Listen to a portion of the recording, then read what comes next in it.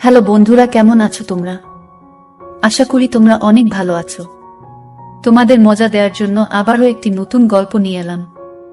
আজকের গল্পটি খুবই মজাদার হতে চলেছে। আমি শিওর বলতে পারি গল্পটি শেষ পর্যন্ত শুনলে তোমাদের দাঁড়িয়ে যাবে। তাই ভিডিওটা শুরু থেকে শেষ পর্যন্ত দেখার অনুরোধ রইল। তাহলে কথা না বাড়িয়ে এবার আসল ঘটনা আসি। আমি সাজেদুল ইসলাম পল্লব, সবাই আমায় পল্লব নামেই চিনে। বয়স 25, উচ্চতা 5 ফুট 8 ইঞ্চি। 6 বছর আগে সেনাবাহিনীতে ভর্তি হয়েছি, বর্তমান পোস্টিং হয়ে যশোরে। আমাদের বাড়ি দিনাজপুর। বাড়িতে মা আর ছোট একটা বোন আছে। বাপ মুহিদুল ইসলাম অনেক আগে মারা গেছে। আমি তখন ক্লাস 10-এ পড়ি আর ছোট বোনটা 6-এ পড়ে। তখন থেকে মা নিজে সংগ্রাম করে সংসার চালিয়েছে। ঘরে বসে সেলাই মেশিন দিয়ে মানুষের কাপড় বানিয়ে বানিয়ে আমাদের ভরণ পোষণ করেছে। কিছু চাষের জমি ছিল, তা চাষ করে আমাদের সংসার চলত। না তো আমার চাচা কাকারা যেমন হারামি এক মুঠো ভাত তুলে দেওয়ার মানুষ ছিল না। নানা নানি দাদা দাদি অনেক আগেই মারা গেছেন। মামা মামিরা আত্মীয় স্বজনরা কিছুটা সহযোগিতা করেছে, তাও না করার মতো। সাহায্য করেছে যাতে মা যা সম্পত্তি পেত ভাগে তা লিখিয়ে নিতে পারে। আমার সহজ সরল মা তা দিয়েও দিয়েছে। যা হোক, আমি কলেজে ভর্তি হয়েছি কেবলই। এমন সময় শুনলাম সেনাবাহিনী লোক নিবে। মাকে বলে লাইনে দাঁড়িয়ে গেলাম। আমার নিজের উপর ভরসা ছিল, কারণ আমি মোটামুটি সব দিকেই পারফেক্ট ছিলাম। যেমন উচ্চতা তেমন বডি। মা বলে আমি আমার নানা মামাদের মতো হয়েছি, ঠিক পালোয়ান। বাবা কাকারা তো এক একটা খাটো আর চিকন, কিন্তু সব কয়টা শুধু বোদের হাড্ডি। যাই হোক, ভালোই ভালোই টিকে গেলাম। বাড়িতে খুশির ঢোল বেজে উঠল। সবাই বলা বলি করল, যাক ছেলেটা চাকরিতে গেলে এখন যদি শেফালির কষ্ট দূর হয়। হ্যাঁ, আমি আমার মার কষ্ট দূর করার জন্য কোন দিকে না তাকিয়ে খেলাধুলা করার বয়সে চাকরিতে চলে গেলাম। গ্রামের বাড়ি হওয়াতে ভয়ের কিছু নেই, আশেপাশে তো চাচারা আছে।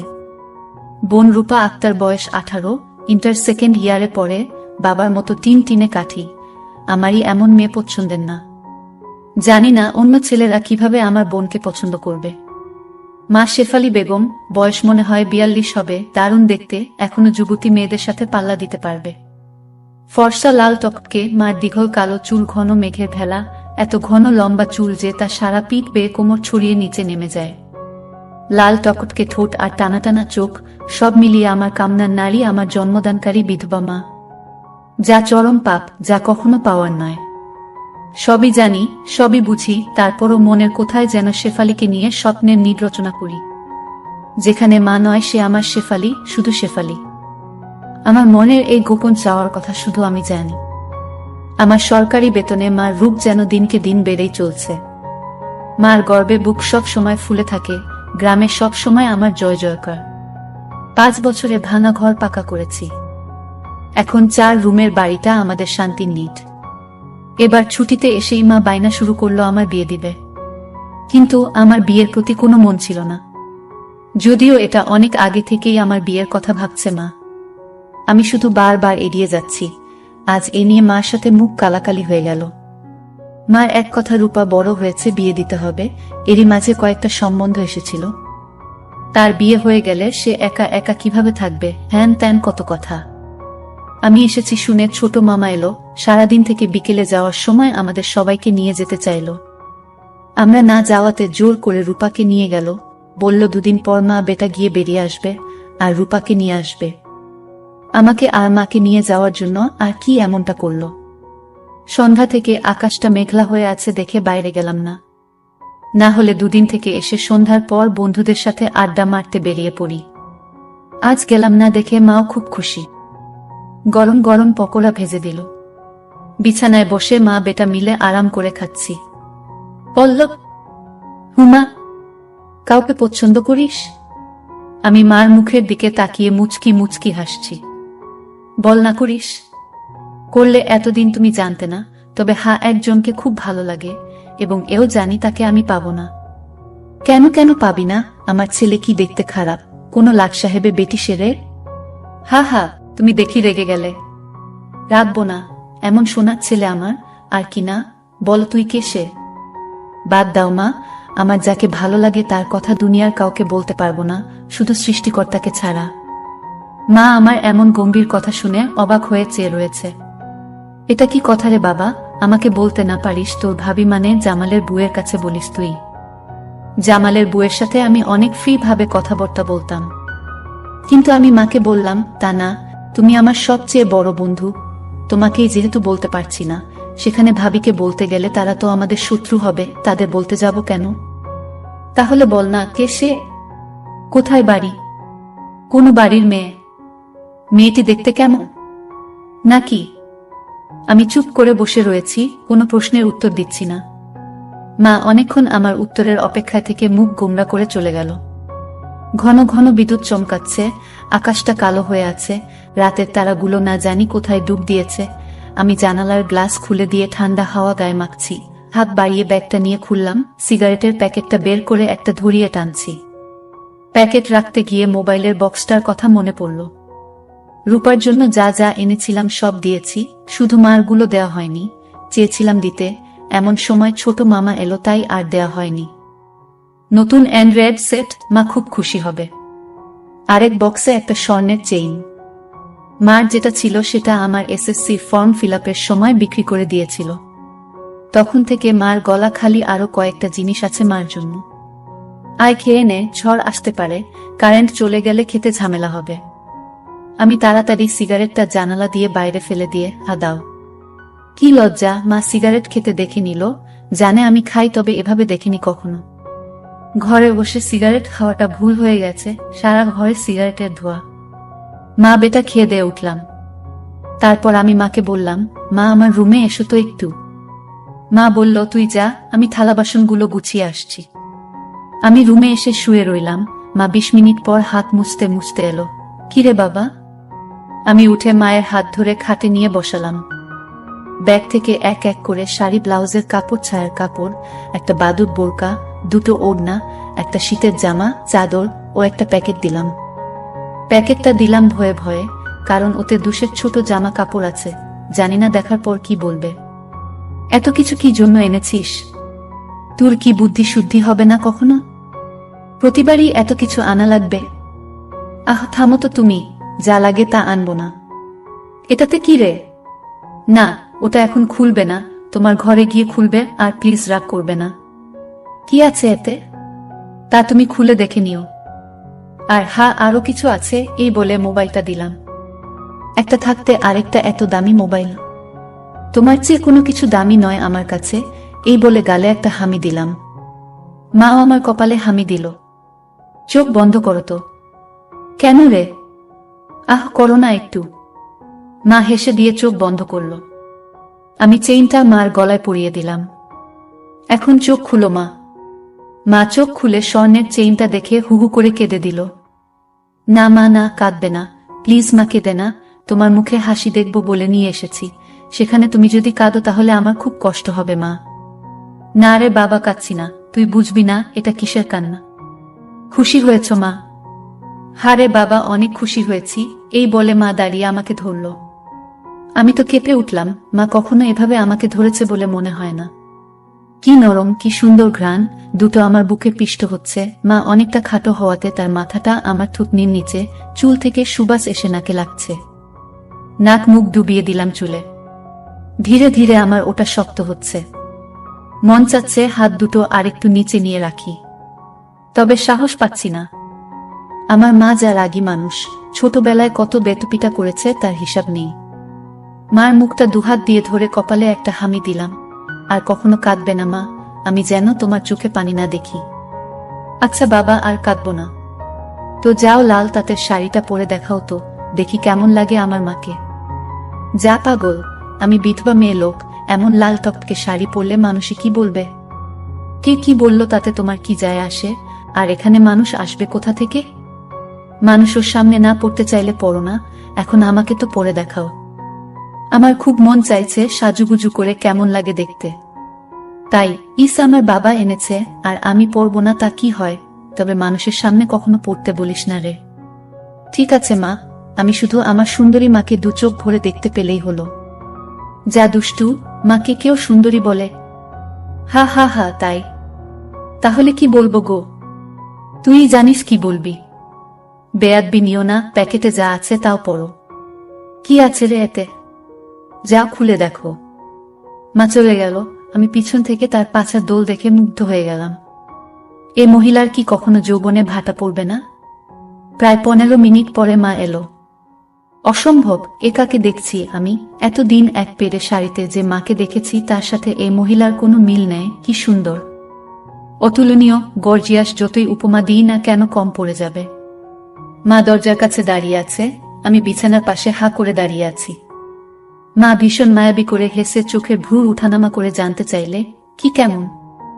আমি ধীরে ধীরে মার সামনে গিয়ে দাঁড়ালাম। কি রে, কেমন হয়েছে?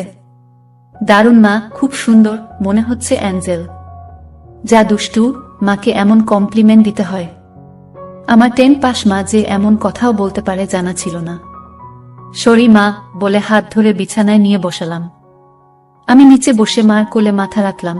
তুমি সব সময় এমন ভাবে থাকতে পারো না মা? মা আমার মাথায় চুলে হাত বুলিয়ে দিয়ে, কি পাগলের মতো বলছিস? মানুষে দেখলে কি বলবে? তাহলে বলো, আমি যে কয়দিন থাকবো সে কয়দিন এমন করে সেজে থাকবে? কেন রে? আমার খুব ভালো লাগে মা। পাগল, আচ্ছা থাকবনি। আমি মুখ উঠিয়ে মার মুখের দিকে তাকিয়ে, ওগুলো পড়েছ মা? যা শয়তান, কিছু তো স্মরণ কর। মার জন্য কেউ এসব আনে? জানি না মা কেউ আনে কিনা, তবে বাবা থাকলে হয়তো আমিও আনতাম না। সে নেই দেখে মনে হলো আমার মার তো ভালো মন্দর খোঁজ রাখার কেউ নেই, তাই নিজেই রাখি। রাগ হয়েছ মা? না, রাগ হয়নি, কিন্তু আর আনিস না। কেন মা, পছন্দ হয়নি নাকি সাইজে হয়নি? সব ঠিক আছে, তবে তবে কি মা? মা লজ্জায় মুখ ঘুরিয়ে নিয়ে, তুই এনেছিস ভাবলে পড়তে শরম করে রে।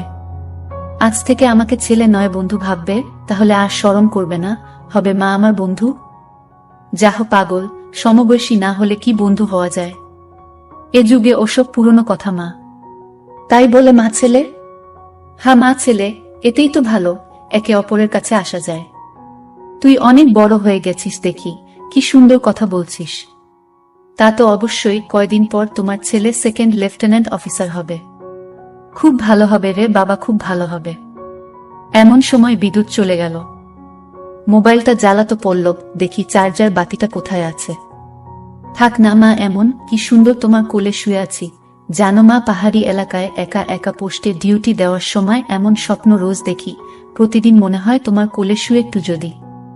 ঠিক আছে, এমনই থাক, তোর যত মন চাই। ধন্যবাদ মা। আজ আমার পাশে ঘুমাবে একটু? কেন রে? মন চাচ্ছে তোমাকে ধরে ঘুমাতে।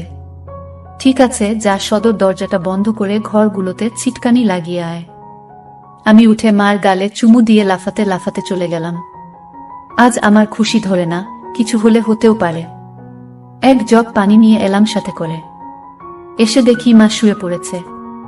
টেবিলে জগটা রেখে খাটের পাশে দাঁড়ালাম। মা দেয়ালের দিকে সরে গিয়ে আমাকে জায়গা করে দিল। বজ্রপাতের আলোতে মার মুখটা মায়াবী মায়াবী লাগছে। খোলা জানালার হিম বাতাসে আমার মনে ঝড় তুলছে। জানি না আমার মনে কি চলছে। মনে হচ্ছে মা তার স্বামীকে পাশে শোয়ার জন্য জায়গা করে দিল। মা নতুন বউ, আমি তার স্বামী। দাঁড়িয়ে রইলি যে, শুবি না? হ্যাঁ শুব। মার পাশে শুয়ে পড়লাম, দুজনে মুখোমুখি। আধো অন্ধকারে দুজনে দুজনার দিকে চেয়ে আছি। ঘুমাবি না? তুমি ঘুমাও, আমার ঘুম এত তাড়াতাড়ি আসে না। তাই আয় কাছে আয়, মাথায় হাত বুলিয়ে দিচ্ছি। আমাকে আর পাই কে? একেবারে মার বুকের কাছে বুক নিয়ে গেলাম, তবে কোমরটা দূরে রাখলাম। মা একটা হাত সাইডে লম্বা করে দিল, এখানে মাথা রাখো। মা তার হাতের উপর মাথা রাখতে বলছে। আমি সহজ মনে তাই করলাম। নাকটা মার বগল থেকে 3-4 ইঞ্চি দূরে।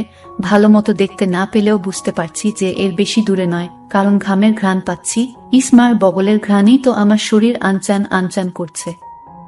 মার বাম হাতের উপর শুয়ে আছি, মা ডান হাত দিয়ে মাথায় হাত বুলিয়ে দিচ্ছে। এতে করে আঁচল উঁচু হচ্ছে, আর যখনই বিদ্যুৎ চমকাচ্ছে তখনই ওগুলো দেখতে পাচ্ছি। নিজেকে কন্ট্রোল করা মুশকিল হয়ে পড়ছে। পল্লব, কাকে পছন্দ করিস বললি না তো? শুনলে রাগ করবে মা, তাই বলা যাবে না। কেন কেন? এমন কাকে তোর মনে ধরেছে যে শুনলে রাগ করব? বাদ দাও না মা, নিজেকে তোমার কাছে ছোট করতে চাই না, চাই না তোমার মনে কষ্ট দিতে। তোর কথার তো আগা মাথা কিছুই বুঝছি না। নাই বা বুঝলে মা? তোমাকে একটু ধরি? মা হি হি করে হেসে, ধর। কি সুন্দর ঘ্রাণ গো মা তোমার। যা শয়তান। আমি মার এমন আশকারা দেওয়া কথায় সাহস পেয়ে তাকে চিৎ করে দিলাম। মন চাচ্ছে কোমরাটা উপর তুলে দিতে। মুখটা উঁচু করে হামি দিয়ে বললাম, আমি তোমাকে খুব ভালোবাসি মা। মা আমার মুখটা দুহাত দিয়ে ধরে, আমিও তোকে খুব ভালোবাসি রে বাবা। আমার ভালোবাসাটা অন্যরকম মা। কেমন রে? মা ছাড়া আরো অনেক কিছু। কেমন? শুনলে রাগ করবে না তো? আহ বল না, এত পেঁচাচ্ছিস কেন? তুমি আমার ড্রিম গার্ল মা, তাই তো? কি? হ্যাঁ মা, জানি এটা শুনে আমাকে খারাপ ভাবছ, এজন্যই বলতে চাইছিলাম না। আমি তোর মা পল্লব, আর তুই এমনটা কিভাবে ভাবতে পারলি? জানি না মা, শুধু জানি আমি তোমাকে প্রচন্ড ভালোবাসি, তোমাকে ছাড়া কাউকে ভাবতে পারি না। চুপ কর বেয়াদব, এমন কথা বলতে তোর মুখে বাজছে না? সরি মা, এই বলে উপর থেকে উঠে খাট থেকে নেমে পানি খেলাম। মাও বিছানার উপর উঠে বসেছে, বুঝতে পারছি সে অবাক হয়ে আমার দিকে তাকিয়ে আছে। জানালার ধারে গিয়ে দাঁড়ালাম। বৃষ্টি থেমে গেছে, তারপরও আকাশ কালো হয়ে আছে, চাঁদ তারা কোথায় যেন লুকিয়ে গেছে আজ। ঠিক আমার হৃদয়ের মতো চারিদিকে অন্ধকার। এমন সময় কারেন্ট এলো, ঘরটা আলোকিত হয়ে গেল। আমি জানালাটা লাগিয়ে দিলাম, পর্দা ঝুলিয়ে দিয়ে ঘুরে দাঁড়ালাম। মা বিছানার উপর হাঁটুতে মাথা দিয়ে নির্বাক বসে আছে। ফ্যানের হাওয়া মার রেশমি চুলগুলো দোলা দিচ্ছে, মনে হচ্ছে নববধূ বসে আছে। মা মুখ তুলে আমাকে তার দিকে এক মনে তাকিয়ে থাকতে দেখে, এখনে আয়। আমি মার কাছে গেলাম। বস। বসলাম। মা আমার পিঠে হাত বুলিয়ে দিয়ে বলে, এমনটা হয় না বাবা, আমার লক্ষ্মী ছেলে, আমি কিছু মনে করিনি। আমি জানি তোদের বয়সের ছেলেদের ফ্যান্টাসি হয় খালা চাচিরা, তবে মাকে নিয়ে ফ্যান্টাসি রচনা করা একটু বেশি হয়ে যায়। সরি মা। আমার ভোলি ভালি মা যে এতটা বুঝে, এতটা পোক্ত আমার জানাই ছিল না, এত অনেক শেয়ানা। ঠিক আছে, চেষ্টা কর আমার উপর থেকে মনটা সরিয়ে অন্যদিকে নিতে, বিয়েটা করে নে, দেখবি সুন্দরী বউ পেলে মাকে ভুলে যাবি। আমি মাথা নিচু করে পারবো না মা, প্লিজ। নিজের সাথে অনেক লড়াই করেছি, আমি ক্লান্ত মা, কিছুতেই তোমাকে মন থেকে সরাতে পারি না। কেন রে, কি এমন পাস আমার মাঝে? আমি মুখ তুলে মার মুখের দিকে তাকিয়ে, জানি না মা, শুধু জানি তুমি আমার সব, তোমার কথা চিন্তা করলেই আমার আমার কি তোর? পাগল হয়ে যায় মা। মা মুচকি হেসেও কিছু না, এই জিনিসের প্রতি টান একটু বেশি হয়। আমি তো বুড়ি হয়ে গেছি, তুই যেমনটা ভাবিস তেমনটা আমি আর নেই। মার এমন কথা শুনে আমি কেঁপে উঠলাম। মা কি ইশারায় আমাকে বুঝালো যে তার জিনিসপত্র আর আগের মতো নেই, দেখলে আমার পছন্দ হবে না? দেখ বাবা, এক একজনের এক একজনকে ভালো লাগে, তাই বলে কি তাকেই নিজের করে পেতে হবে এমন কোনো কথা আছে? অন্য কোনো মা হলে এসব কথা শোনার সাথে সাথে চিৎকার চেঁচামেচি করে বাড়ি মাথায় তুলত। আমি কিন্তু তা করছি না, কারণ তুই আমার একমাত্র ছেলে, নারী ছেঁড়া বাঁধন, আমি তোকে অনেক ভালোবাসি। তাই বলছি, আমার ভালোবাসার মর্যাদা রাখতে বিয়ে করে নে বাবা, দেখবি ধীরে ধীরে আমার থেকে মন বোমার দিকে চলে গেছে। ধন্যবাদ মা, তুমি আমার কথা মন দিয়ে শুনেছ এবং যুক্তি দিয়ে ভালো মন্দের বিচার করেছ বলে। তবে লজ্জা না করে বলছি মা, এর আগেও আমি দু একটা মেয়ের সাথে মিশেছি, তারা শুধু সুখ পেয়েছে আমার কাছে, আদর ভালোবাসা একটুও পাইনি আমার কাছ থেকে। এমনকি আমার নিজেরও হয় না যতক্ষণ চোখ বন্ধ করে তোমাকে না ভাবি, যখন সে মেয়ের জায়গায় তোমাকে কল্পনা করি, তখন আমি আর নিজের মাঝে থাকি না, সুখের সাগরে ভেসে যাই কেবলমাত্র তখনই হয় আমার। তুই তো অনেক দূর এগিয়ে গেছিস তাহলে। আমি অনেক আগে থেকেই বুঝতে পেরেছিলাম যে আর চোখে লুকিয়ে লুকিয়ে আমাকে দেখিস। ভাবতাম শয়তান ছেলে পুলে, আর একটু বড় হলে সমবয়সী মেয়েদের সাথে মিশলে ঠিক হয়ে যাবে, কিন্তু এখন দেখছি তা না, তোর দেখি বয়স্ক মহিলাদের ভালো লাগে। এতক্ষণ মার সাথে এত খোলামেলা কথা বলতে পেরে নিজেকে অনেক হালকা লাগছে। সাহস করে মাকে ধরে শুইয়ে দিলাম। মা চুলে হাত বুলিয়ে দিচ্ছে। আমি তাহলে কি করব মা? সেটাই তো ভাবছি। যেটাই ভাবো মা, আমার মতো পরিবর্তন হবে না। মানে কি? মানেটা তুমি ভালো করেই জানো। মার কণ্ঠে এবার সত্যি সত্যি রাগের আওয়াজ পেলাম। তাই বলে সারা জীবন বিয়ে করবি না, নাকি ছেলে হয়ে মাকে বিয়ে করতে চাস? মা যে এমন কথা ঠাস করে বলে বসতে পারে তা আমি চিন্তাই করিনি। আমি বললাম, বিয়ে না করতে পারলেও তো তুমি আমার হতে পারো। এটা কি মামা বাড়ির আবদার নাকি? ছি ছি পল্লব, এমনটা বলতে তোর মুখে বাঁধল না? তাহলে সারা জীবন ছেলেকে এভাবেই দেখতে পাবে মা।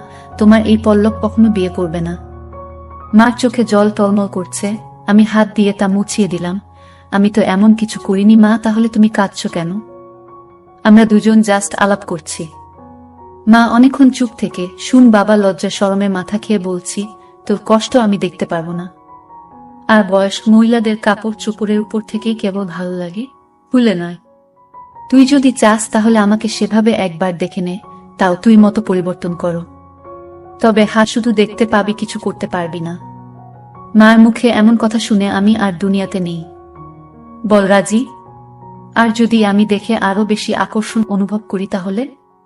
আমি বলতে চেয়েছি যে আজ আমাকে দেখো, আর আগেও তো তুই অন্যদের দেখেছিস, তাহলেই তফাৎটা বুঝতে পারবি। আমার মনে হচ্ছে আমার মতো মার মনের ভিতরেও কিছু আছে, নয়তো দেখার কথা আমি তো কিছু বলিনি। মা নিজ থেকে দেখতে দিতে চাইছে যে। রাজি? হ্যাঁ রাজি। যা, বড় লাইটটা বন্ধ করে ছোট লাইটটা জ্বালিয়ে আয়। মনে মনে ভাবলাম, কি সৌভাগ্য, আজ তো আমার পোয়া 12 লেগে গেছে।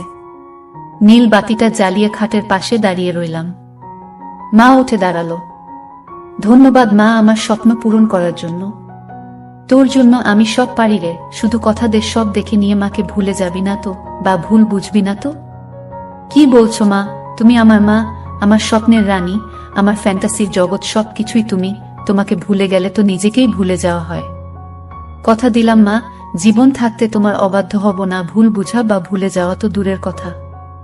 আমি বললাম, কিছু মনে করো না মা, আমি কি ছুঁয়ে দেখতে পারবো? মা আমার চোখের দিকে তাকিয়ে, আমি তোর মা পল্লব। হ্যাঁ মা, তুমি আমার মা এবং আমার রানীও। আমার আবদার শুনে মা শেষ পর্যন্ত রাজি হয়ে গেল। তারপর মা বলল, আমি তোর সব আশা পূরণ করব, তবে একথা পৃথিবীর কেউ যেন জানতে না পারে। আমি বললাম, ঠিক আছে মা, একটা শুধু তুমি আর আমি ছাড়া পৃথিবীর কেউ জানতে পারবে না। মা আমার কথা শুনে বিশ্বাস করলেন এবং আমার সব আশা পূরণ করল। কিন্তু আজ আমি তোমাদের সব সত্য কথা বলে দিলাম, কিন্তু এসব সত্য কথা কেউ কাউকে কখনোই বলে না। প্লিজ বন্ধুরা, গল্পটি ভালো লাগলে সামিয়া ব্লগ চ্যানেলটি সাবস্ক্রাইব করে দিও।